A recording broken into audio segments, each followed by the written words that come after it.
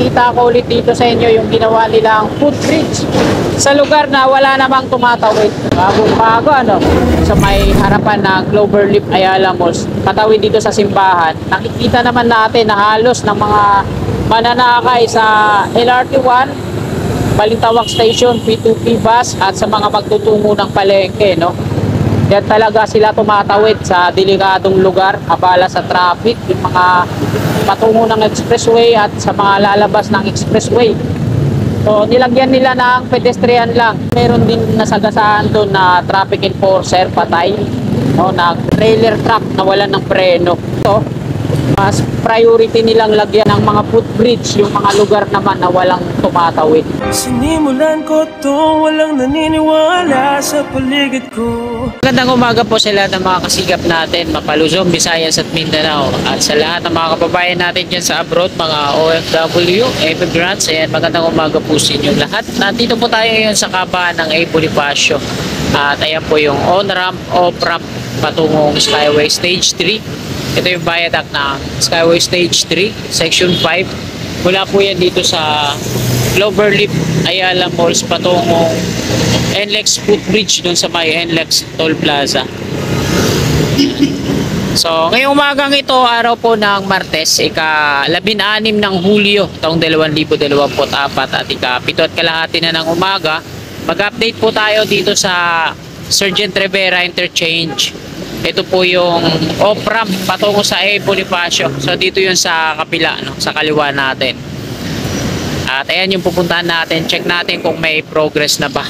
So sa mga hindi pa po nakakaalam, balita po dati ano, yung motorista na umakyat sa Skyway Stage 3. Dito po yun. Doon sa off-ramp yan sa kapila. Galing po dito yan sa Balintawak yung mga motor. Tapos dire-diretso sa doon patungo din sa Skyway Stage 3. Nag-counter siya sa mga pababa. May gwardiya po yan doon sa kabila, kasi ito may gwardiya din. Pero pag may mga illegal na pumapasok dyan, naharang nila. So hindi na nga naharang yun, no? Dire-diretso sa doon sa kabila hanggang doon sa taas. Sakto na mayroon din mga pababa sa off-ramp patungong EDSA o A. Bonifacio dito sa expressway sa baba. Ayun, sinalpok siya. At dito po yun, ayun, yung off-ramp. Dito po galing yun, yung off-ramp. Ito yung on-ramp sa kanan. Habang po ito ng A. Bonifacio, patungo po tayo ng Blooming Creek. Sa kabila, aspaltado na yan dito. So dito na lang sa part na to, hindi pa naumpisahan kasi ayusin pa nila yung mga kanal. Ay, makikita nyo naman kung gaano kasira na yung kalsada. So ito dapat talaga yung inaayos, hindi yung mga kalsada na maayos yung kondisyon. Tapos makikita na lang natin na gina-jackhammer ang mga bako. So ito nga, hindi nila ayusin, no, papatungan lang ng asfalto.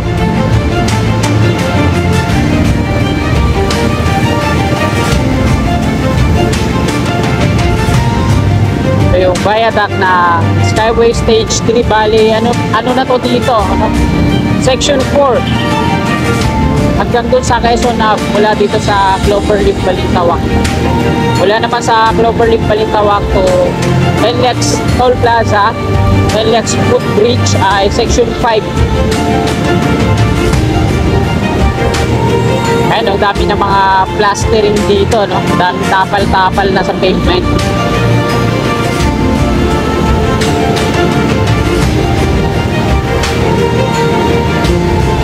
Sa kabila, smooth na smooth yung biyahe doon.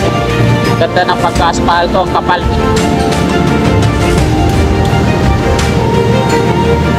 Pero hindi pa nila nilalagyan ng mga road markings, reflectorized na markings. Alalagyan pa nila ata ng mga solar road marking stud.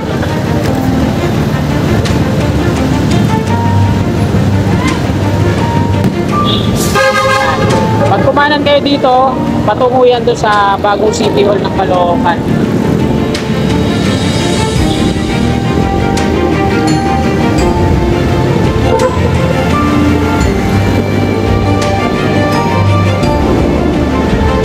dito sa part na to, nagsasanga yung Skyway, no? Yung mga pakaliwa, yan yung patungong Quezon Ave. Ito naman sa taas natin, ito yung galing NLEX na bababa dito sa C3 Road. Yan, meron siyang toll. Sa taas nakalagay SMC Infrastructure. So ito na po yung Sergeant Rivera Interchange.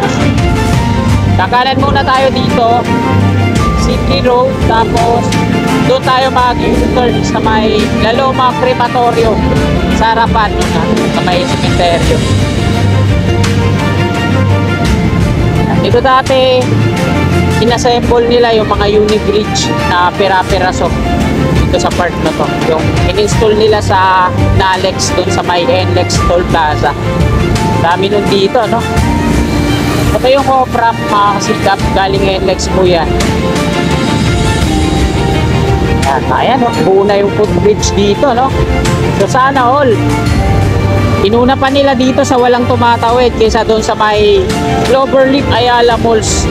Doon sa may patawid naman ng simbahan, di ba? Ang saya, di ba? No? Kung demand ng tao, yung footbridge, agarang hindi tinatayuan, ginagawan lang ng pedestrian para ganun nyo talaga, no? Pero pag wala namang tumatawid, yan, tinatayuan ka agad ng footbridge. Hindi ko alam kung ano yung mindset ng ano natin. Ayoko na masabi. Marami talagang ganun. Kahit nga sa pagkakataon, ganun din eh. Kung hinahanap mo, ayaw magpakita. Pero kung hindi mo naman kailangan, nandyan. Nakakabala sa'yo. Parang ganun. So, dito na po tayo mag-U-turn. Fifth Avenue na po yun dun sa unahan.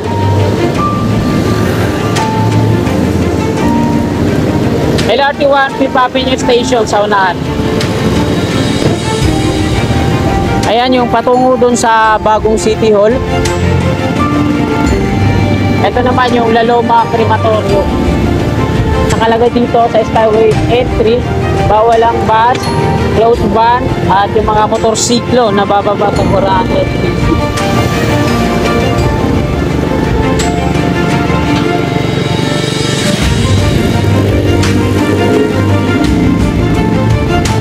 Ayan, U-turn na po tayo. Ito yung Laloma Crematorium. Sa mga hindi pa nakakalam at gustong magtungo dito, no? Ito lang yan sa harapan na ito. On ramp. So ginagawa na rin dito yung pavement sa kanan. Bali meron pong 1, 2, 3, 4. So 4 na lane po ito dito. Tapos mas makipot sa kabila.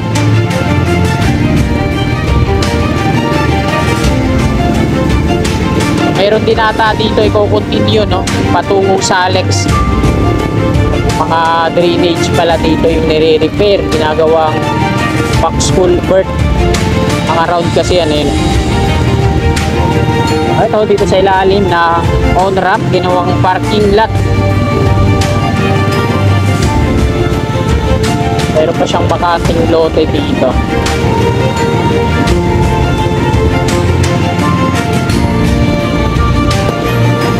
Limit dito sa Bako-Bakong Kalsada.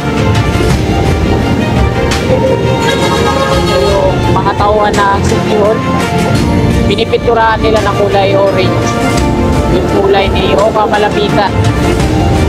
So ayan, pakita ko ulit dito sa inyo yung ginawa nilang footbridge sa lugar na wala namang tumatawid.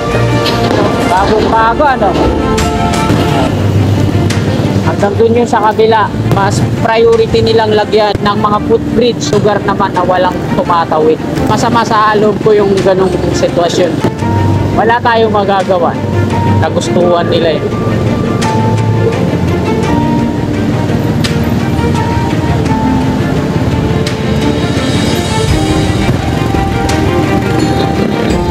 Pag kumaliwa kayo dyan, patungo kayo ng Balintawak, saan tayo nang galing. Diretso, patungong Quezon Ave.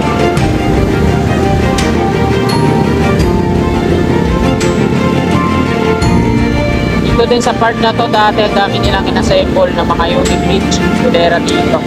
So dito, makikita natin yung pavement, bako-bako din. Puro tapal. Ito na yung viaduct ng Skyway, no? Section 4.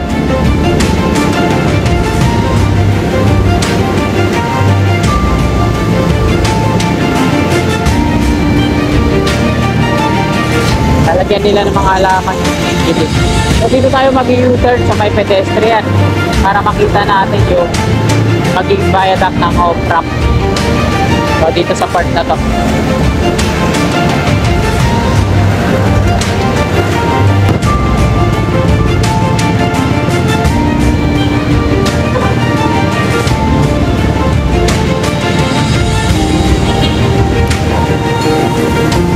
Alright, na tayo.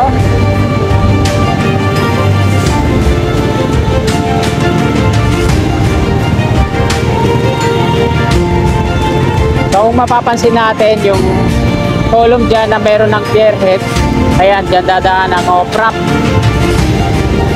So dito tayo.